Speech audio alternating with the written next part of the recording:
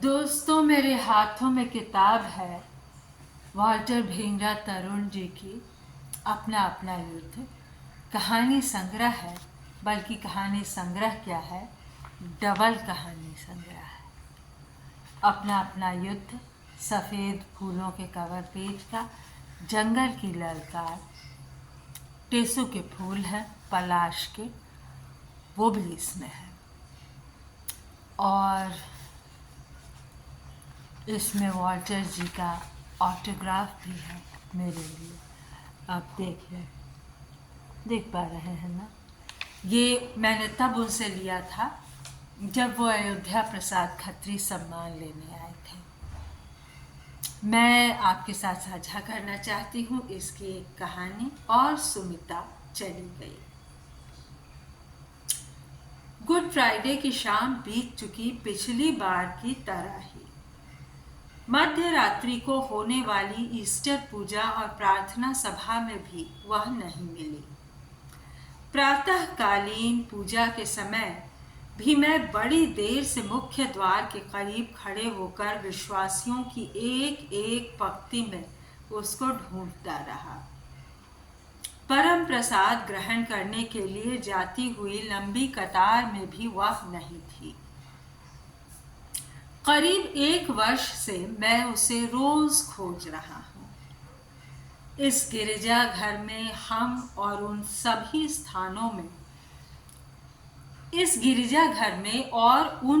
स्थानों में घंटों रुककर मैं उसकी प्रतीक्षा करता रहा हूँ, जहाँ जहाँ मुझे लेकर वह जाती थी।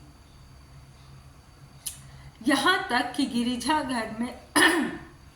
गिरिजाघर में होने वाली प्रत्येक पूजन विधि तथा प्रार्थना सभा में मैं उपस्थित होता। आसपास के उपनगरों और देहातों के गिरजाघरों की भी मैं खाक छान चुका था, परंतु हाथ लगी माफ कीजिएगा, सिर्फ निराशा। विह्वल करने वाली प्रेम कहानी है, 2 ही पैराग्राफ में। और ये माहौल मुझे बहुत प्रिय है, क्योंकि मैंने ये जो कुछ भी यहाँ वर्णित हो रहा है, इसको अंग्रेजी में पढ़ा है अब तक, अंग्रेजी में जिया है अब तक। तो ये हिंदी में नया और दिलचस्प है मेरे लिए। चर्च मेरे लिए अंग्रेजी भाषा में आया, क्योंकि मैं कॉन्वेंट में पढ़ती थी और भाषांतरण भी हुआ वहाँ।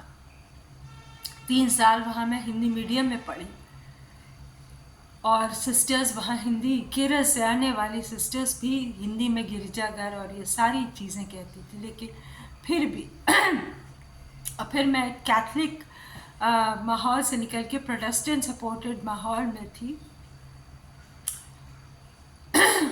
क्वीन मेरीज दिल्ली में। और वहाँ भी चर्च था, मतलब बहुत हिम्स, प्रेयर्स, लेकिन सब अंग्रेजी।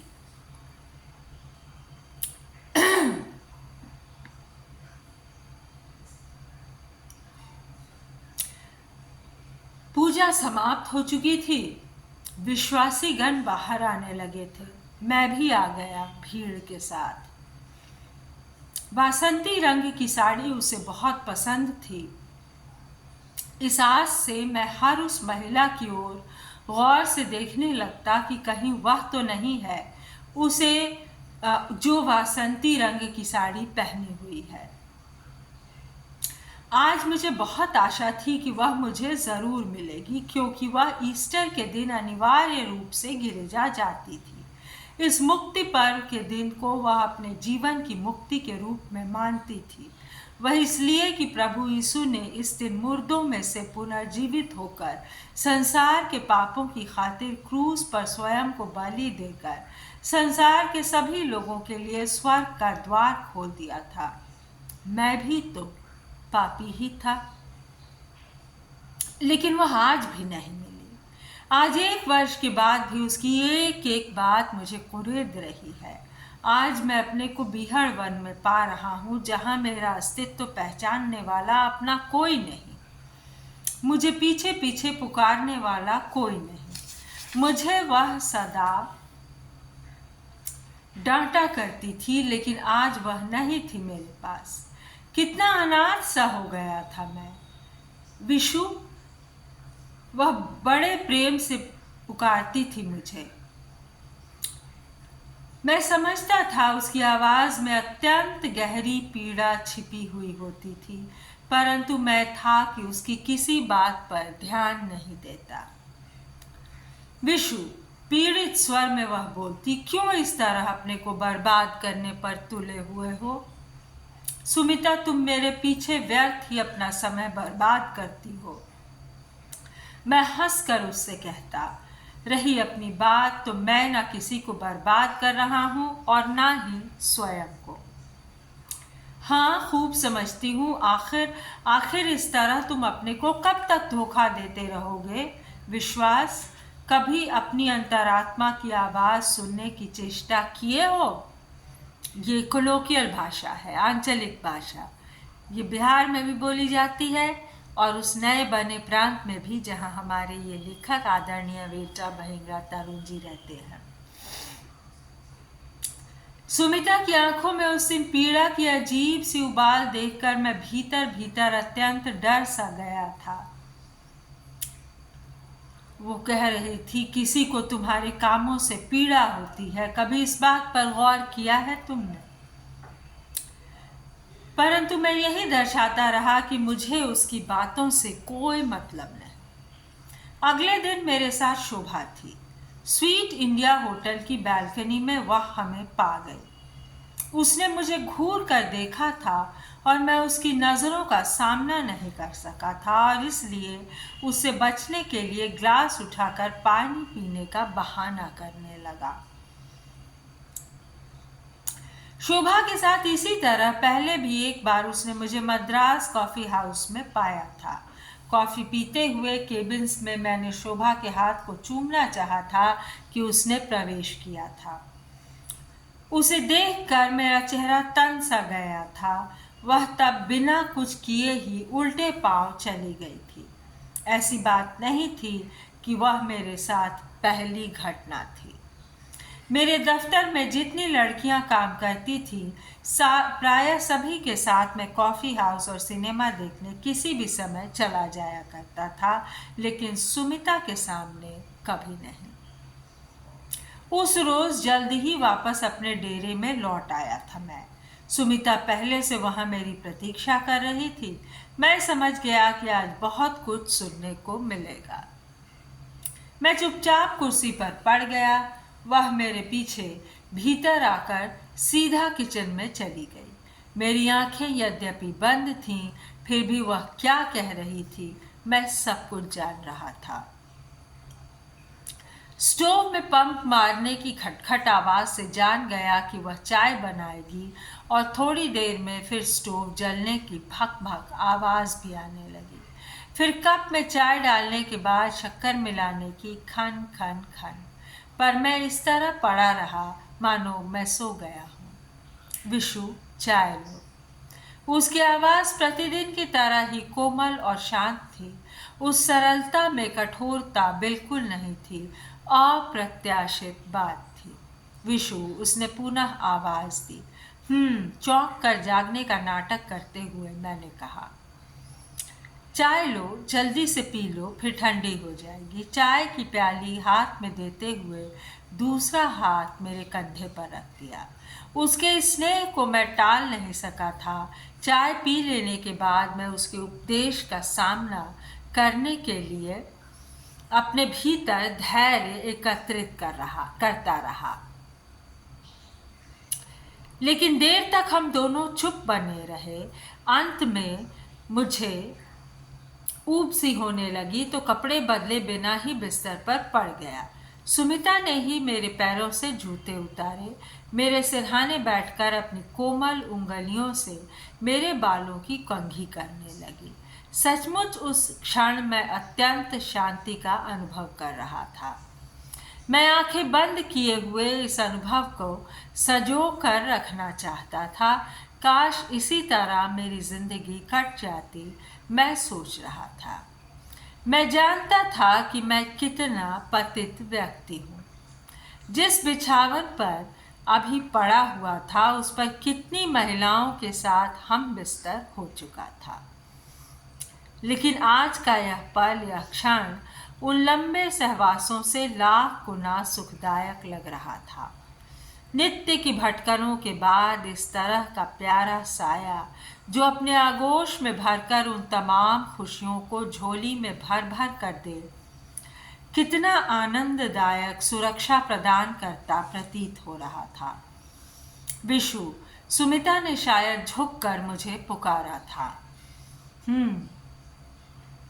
मैंने बस इतना ही कहा, विशु, तुम कब तक इस तरह इसके उसके पीछे भागते रहोगे? बड़ी कठिनाई से वह इतना कह पाई थी, ऐसा मैंने अनुभव किया। उसकी आवाज़ में असीम दर्द स्पष्ट झलक रहा था। यह भटकाव अच्छा नहीं है ना? विशु, सुमिता ने अपनी बात जारी रखी। सुमी, तो मैं क्या करूं? कहाँ जाऊं? किसके साए में जाकर अपने को छिपाऊं? तुम ही बताओ, मैं अपने को कैसे संभालूं? जवाब देने के सामने मैंने उल्टे उसके सामने ही अनेकों प्रश्न रख दिए। मैं आत्मतुष्टि को पाप नहीं समझता। सुमी, तुम मेरी बात अच्छी तरह से समझती हो। विवाह, धर्म और ईश्वर सब दकियानूसी और विश्वास से परे लगते हैं मुझे। विशु, सुमिता ने मेरे सिर को अपने में लगभग भींचते हुए कहा था। विशु, तुम्हें यह क्या हो गया है? एक बार ईश्वर पर विश्वास करो, वह कितना प्रेमी और दयालु है। तुम्हारी समझ में सब कुछ आ जाएगा। मैं तुम्हारे लिए प्रतिदिन ईश्वर से प्रार्थना करती हूँ कि तुम उसके पास वापस लौट आओ। लेकिन तुम अपनी आत्मा और अंतरात्मा की सभी खिड़कियों और दरवाज़ों को बंद कर बैठे हो। सुमिता की बातों का मेरे पास कोई उत्तर नहीं था। सुमिता की ज़बान भर्राई हुई थी। बहुत दुख होता है मुझे उस समय अधिक जब तुम मेरी बातों का उपहास उड़ाते हो। क्यों दुख देते हो मुझे? जब सुख नहीं दे सकते हो तो दुख देने का क्या अधिकार है तुम्हें? इतना कहते कहते वह सुबकने लगी थी। मेरी नास्तिकता के बावजूद सुमिता से मेरा विवाह हो गया, क्योंकि उसे दुख देना मैं सचमुच नहीं चाहता था। जब से घर से बेघर हुआ था, एक सुमिता ही थी जिसने मेरी देखभाल की थी, एक माँ की तरह, एक बहन की तरह, एक दोस्त की तरह और अब एक पत्नी की तरह। वह मुझे हर रोज़ बड़े तड़के गिरजाघर ले जाती। वहाँ पास घुटने टेके हम दोनों प्रार्थना करते। गायक दल बड़े मधुर स्वर में जब कोई गीत गाता तो सुमिता भी उनके स्वर में अपना स्वर मिला लेती। उन्हीं दिनों मुझे मालूम हुआ कि वह बहुत सुंदर गाती है। सुमिता का साथ पाकर मुझे भी धार्मिक क्रियाकलापों में रुचि होने लगी थी। तब सुमिता का प्रसन्न होना स्वाभाविक था। कभी कभी वह सुबह देर से उठती तो मैं ही उसे जगा देता और कहता, सुमी, गिरजाघर की घंटी लग चुकी है, चलना नहीं है क्या? आज माता मरियम का पर्व है। उस क्षण वह मेरी आवाज़ सुनकर उन्नीदी में एकाएक उठ बैठती और मेरे चेहरे को अपने दोनों सुकोमल हथेलियों में लेकर मेरी आंखों में ना जाने क्या खोजती होती। विशु, मेरे मुख को वह चूम कर कहती, मैं कितनी खुशनसीब हूँ विशु, आज के दिन के लिए मैं कितने जन्मों से तपस्या कर रही थी। फिर हम दोनों झटपट तैयार होकर गिरजाघर की ओर भागते। सुमिता अब मुझे हर उस स्थान पर ले जाती जहाँ जहाँ उसने सुन रखा था कि उस स्थान पर प्रार्थना करने पर ईश्वर भक्तों की हर मांग पूरी करता है। वह उन स्थानों में केवल मेरे नास्तिक मन को बदलने के लिए प्रार्थना करने के लिए जाती थी। ईश्वर से, प्रभु यीशु से, माता मरियम से, संतों से। बस एक मतलब से विनती करती थी कि मैं अपने बुरे मार्गों को छोड़कर सही मार्ग पर लौट आऊं।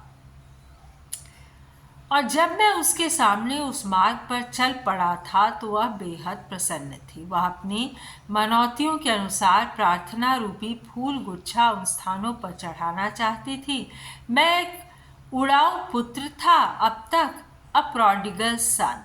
मैं अब तक ईश्वर से दूर रेगिस्तान में भटक रहा था, लेकिन सुमिता की संगति के कारण अब लौट आया था।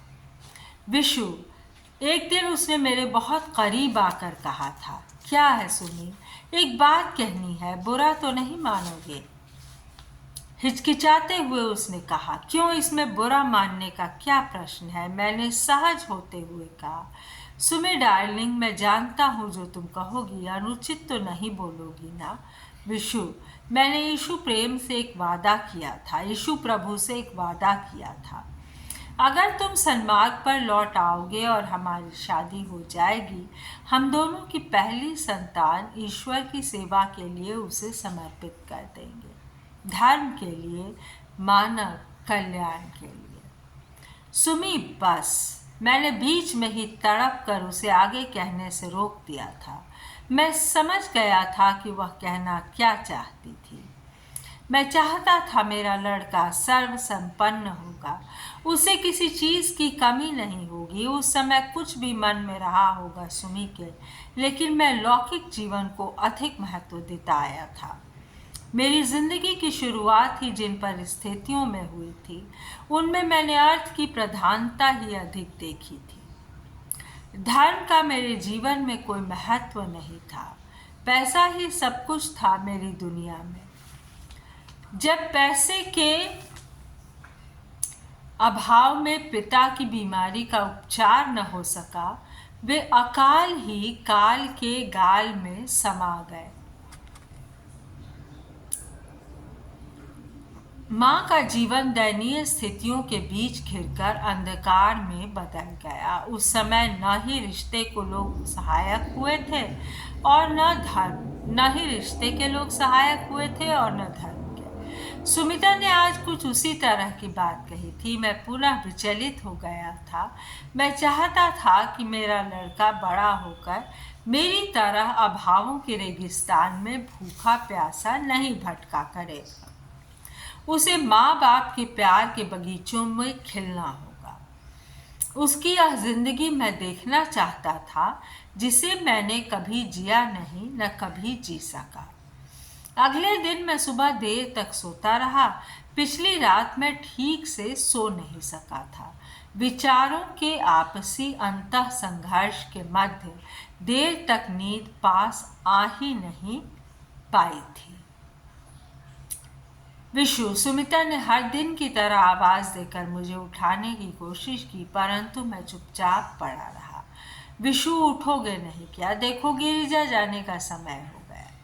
सुमिता की आवाज़ में वही तरलता थी, लेकिन आज मन के किसी कोने में बैठा नास्तिक मुझे जबरन चुप किए हुए था। ओहो बाबा, उठो ना, उसने पुनः पुकारा। क्यों तंग कर रही हो? सोने दो मुझे।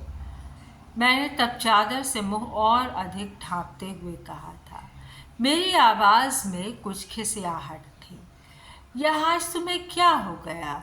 मैं तुम्हें और अधिक सोने नहीं दूंगी। यह कहते हुए सुमिता ने मेरी चादर छीन कर अलग फेंक दी। मैं खींच उठा। ये क्या मजाक है? मैंने लगभग चीखते हुए कहा। मैं तुम्हारी हर बात मानता चलूं। तुम्हें जाना हो कहीं तो जाओ, मैं कहाँ मना करता हूँ, लेकिन मुझे हर जगह क्यों घसीटती हो? यहाँ चलो, वहाँ चलो, जैसे मेरा अपना कोई अस्तित्व ही नहीं। मैं कोई दूध पीता बच्चा हूँ क्या? सिर्फ तुम्हारा हाथ पकड़कर तुम्हारे पीछे चलता रहूं? यही तुम चाहती हो ना? मैं हर काम में सिर्फ तुम्हारी पसंद देखता हूँ। तुमने मेरी पसंद के बारे में कभी सोचा हो? इस तरह बड़बड़ाता हुआ मैं बाथरूम में घुस गया।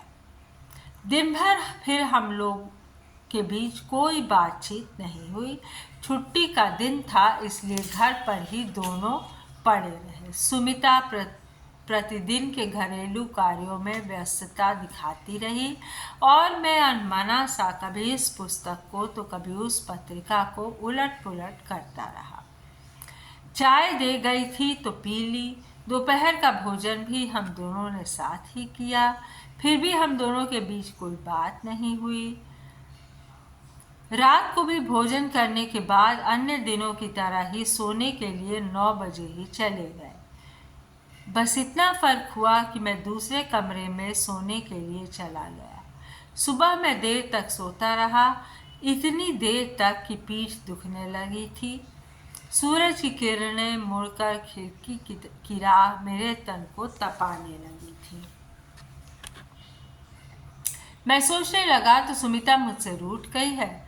मुझे उसकी बात मान लेनी थी और इस तरह अलग कमरे में आकर सोना भी उसके साथ अन्याय करना ही था। मैंने आखिर उसे अब तक दिया ही क्या? उसकी हर बात का उपहास करता रहा हूँ। मैं इतना कठोर हो गया था कल। चलो आज उसे क्षमा मांगूंगा। यह सोचता हुआ मैं बिस्तर छोड़कर सोने के कमरे की ओर बढ़ गया, लेकिन वह कहीं नहीं थी। शाम को दफ्तर से सीधा घर गया, लेकिन मेरे स्वागत में बंद दरवाज़ा ही मिला। मैं उल्टे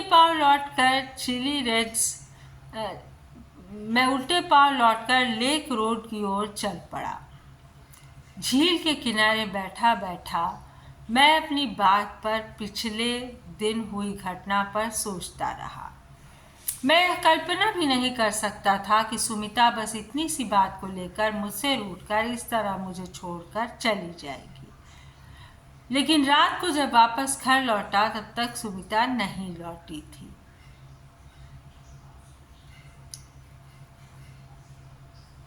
दूसरे दिन भी नहीं आई। जब मैंने उसे खोजना आरंभ कर दिया, पहले पास पड़ोस में गया। मिसेस खन्ना से उसकी खूब पटती थी, इसलिए उसके पास ही पहले गया, लेकिन उत्तर ना में ही मिला। बस उसी दिन तो मैं उसे पूरी समर्थता से खोजने लगा।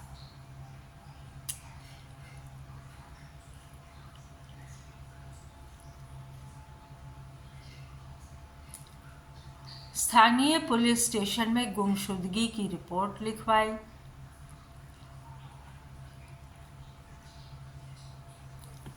अस्पतालों की इमरजेंसी वार्ड के भी चक्कर लगाए। चाहता तो नहीं था, फिर भी इस आशंका से कि सुमिता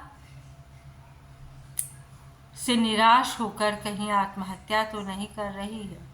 वैसे मेरी आत्मा कहती थी सुमिता ऐसा घर छोड़कर नहीं जाएगी, ऐसा नहीं कर सकती। पता नहीं इस आवाज़ को मैं क्यों नहीं अलग कर सका अब तक। फिर भी इस आशंका से कि सुमिता ने निराश होकर कहीं आत्महत्या तो नहीं कर ली है, उसे तलाशता रहा। साक्षात प्रतिमा थी। उसने हारना कभी सीखा ही नहीं था। फिर भी मैं दोबारा पुलिस स्टेशन चला गया। पुलिस रिपोर्ट में पिछले दिनों किसी महिला ने आत्महत्या ही नहीं की थी। दर्दनाक बर्दवान कंपाउंड के मुख्य मार्ग से गुजरकर ईस्ट जेल रोड की ओर से होकर शाम के समय गुजर रहा था। शिशु भवन के फाटक के पास पहुंचा तो देखकर मेरी आंखों को सहसा विश्वास नहीं हुआ। मैंने सोचा मैं कोई सपना तो नहीं देख रहा हूँ, लेकिन ऐसी कोई बात नहीं थी। सड़क पर लोग चल रहे थे। रात अभी नहीं हुई थी। रोशनी इतनी ज़रूर थी कि 500 गज की दूरी पर खड़े व्यक्ति को आसानी से पहचाना जा सकता था। मैंने देखा बच्चों की एक छोटी सी भीड़ के बीच में सुमिता खड़ी थी। इसका मुझे विश्वास हो चुका था। खड़े होने का वही ढंग, बच्चों पर झुकने का वही अदा, जैसे अभी अभी वह मुझे बिस्तर पर जगाने के लिए झुक जाती थी। बीच बीच में मैं उसके हंसने पर आकाश की ओर खिलखिलाते हुए सिर उठाना, बिल्कुल वही अंदाज वही था। मैं फाटक के पास खड़े होकर एकटक सब कुछ सुन रहा था। सुमिता को मैं पहचान गया था। उसे मैं 1 वर्ष के बाद देख रहा था। मेरी आंखें उसे निगल जाना चाहती थी। मेरा हृदय चाहता था कि दौड़कर उसके पैरों में लिपट जाऊं और उससे कहूं कि मुझे क्षमा कर दे और मुझे छोड़कर कभी न आए। लेकिन मेरे पैर जब तक आगे बढ़ते, वह बच्चों को लेकर एक कमरे की ओर बढ़ गई थी। मैं भी चुपचाप उसके पीछे चल पड़ा। कमरे के निकट पहुंचा तो वह दूसरे दरवाजे से भीतर के आंगन में जा चुकी थी। मैं कमरे का निरीक्षण कर लौटना ही चाहता था कि उसने पुनः कमरे में प्रवेश किया। मुझे अप्रत्याशित रूप से अपने सामने पाकर उसके होंठ खुले के खुले रह गए थे। एक क्षण उसके मन में आया होगा कि वह उल्टे पांव लौट जाए, परंतु वह ऐसा नहीं कर सकी थी। मैंने बढ़े हुए बेतरतीब बालों और बढ़ी हुई धारी में उसने मुझे पहचान लिया था। उसके होंठ अब कांपने लगे थे, किंतु बोल फूट ही नहीं रहे थे। निमिष नेत्रों से हम दोनों बस एक दूसरे को देख रहे थे, देर तक खामोश खामोश, जैसे 1 वर्ष नहीं हुआ, कई साल हो गए एक दूसरे से अलग हुए। अब नज़रों से ही एक दूसरे को पीना चाहते थे, नज़रों से ही एक दूसरे से शिकवा शिकायत करना चाहते थे, नज़रों से ही एक दूसरे को अपनाना चाह रहे थे। शाम को धुंधला गहरा गया था। बत्तियां जलाना शायद कोई भूल गया था। हम दोनों कमरे में पास पास खड़े अश्रु जल लिए बस एक दूसरे की सांसें ही सुन रहे थे। सुमी, बड़ी कठिनाई से तब मैंने उसका नाम लिया। सुमी, देखो, मैं तुम्हारे पास वापस आ गया हूँ, मुझे क्षमा कर दो। मेरा इतना कहना था कि वह दौड़कर मुझसे लिपट गई। विशु, विश्वास, उसे भींचते हुए मैं उसकी आवाज़ को सुनता रहा। उसके लिए मैं कितना तरसता रहा हूँ। मैं उससे बहुत कुछ कहना चाहता था, लेकिन कह नहीं पाया कुछ। सुंदर प्रेम कहानी है वॉल्टर भेंगरा तरुण जी की। सुनने के लिए धन्यवाद। अपना अपना युद्ध।